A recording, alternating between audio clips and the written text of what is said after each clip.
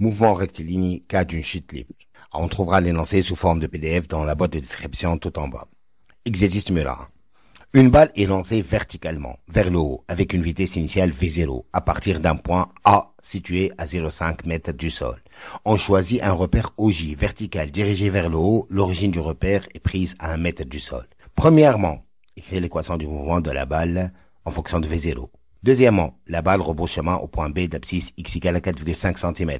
Petit a, calculer la valeur algébrique de la vitesse initiale V0. Petit b, calculer l'instant où la balle rebrousse chemin. Troisièmement, à quel instant la balle repasse-t-elle par le point A? Avec quelle vitesse?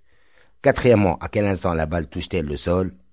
Avec quelle vitesse? On donne G égale à 10 Newton/kg à moins 1. Réponse. Premièrement, donc un mouvement rectiligne est caractérisé par l'équation x égale à 1/2 at carré plus v0t plus x0. Donc le repère est vers le haut, donc a égale à moins 10, donc ça fait moins 5t au carré plus v0t. Le point est lancé à partir d'un point A situé donc à au-dessous du repère, donc moins 0,5 mètres. Alors, deuxièmement, petit a, on a v au carré moins v0 carré égale à 2a x moins x0. Donc on va utiliser l'indépendant du temps, donc v0 au carré égale à v au carré moins 2a x moins x0. Application numérique, donc rebrousse chemin, donc v égale à 0. Donc 2 fois a, ça fait moins 10, donc moins ça fait plus. 4,5 cm, ça fait 0,045, plus 0,5, ça donne donc V0 égale à 3,3 mètres seconde moins 1. Alors, petit b. Alors, l'équation de la vitesse, c'est AT plus V0. Donc, V égale à moins 10T plus 3,33. Donc, 0 égale à moins 10T plus 3,33. Donc, T égale à 0,33 secondes. Alors, troisièmement, donc, x égale à moins 5t carré plus 3,3 moins 0,5, qui va repasser par le point 1, donc moins 0,5 égale à moins 5t carré plus 3,3 moins 0,5. On va simplifier par moins 0,5, on donne 0 égale à t facteur de moins 5t plus 3,3, donc t1 égale à 0 secondes ou t2 égale à 0,66 secondes. Or, t2 supérieur à t1, on va choisir donc 0,66 puisqu'on veut l'instant où il repasse. On va remplacer cette expression dans la vitesse, donc ça fait moins 10t plus 3,3, ça fait donc moins 3,3 mètres seconde moins 1.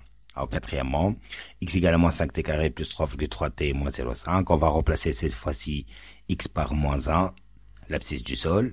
Donc on trouvera donc deux instants, t1 égale à 0,78 secondes, positif à retenir, et t2 égale à moins 0,12 secondes, négatif à rejeter. On va remplacer dans la vitesse donc, dans l'expression de la vitesse, ça fait moins 10 fois 0,78 plus 3,3, ça fait moins 4,5 mètres secondes moins 1.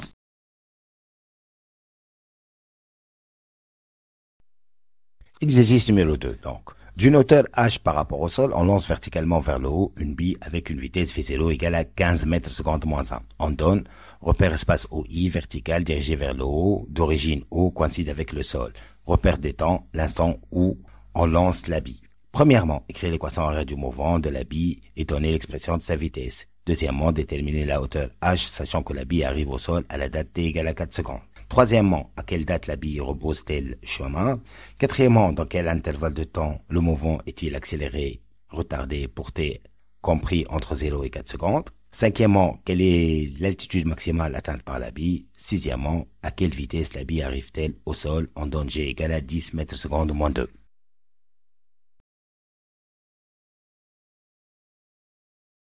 Alors, réponse, premièrement, donc x égale à 1/2 t carré plus v0t plus x0, donc x égale à moins 5t carré plus 15t plus h.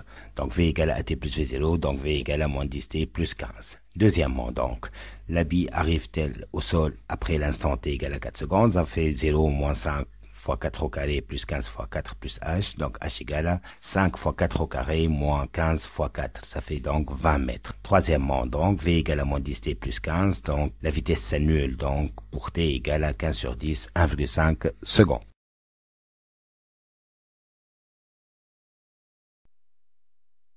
Alors, quatrièmement, donc, on va dresser un tableau, donc, t compris entre 0 et 4 secondes, v donc positif dans l'intervalle 0, 1,5, négatif dans l'intervalle 1,5, 4. L'accélération est toujours négative, donc, a fois v, c'est négatif entre l'intervalle 0, 1,5 et positif entre l'intervalle 1,5, 4. Donc, l'intervalle du mouvement, ça va être retardé pour l'intervalle 0, 1,5 secondes et accéléré pour l'intervalle 1,5, 4 secondes. À cinquièmement, donc, on va utiliser l'indépendant du temps, v au carré moins v0 carré égale à 2a x moins x 0. On va appeler x moins x0 la hauteur atteinte par la bille. Donc h égale à v au carré moins v0 au carré sur 2a. Alors la hauteur maximale est atteinte lorsque la vitesse s'annule. Donc 0 au carré moins 15 au carré sur 2 fois moins 10, ça fait 11,25 mètres la hauteur atteinte par la bille. Sixièmement, on avait égal à moins 10t plus 15. La bille atteint au sol après 4 secondes, ça fait moins 10 fois 4 plus 15, ça fait moins 25.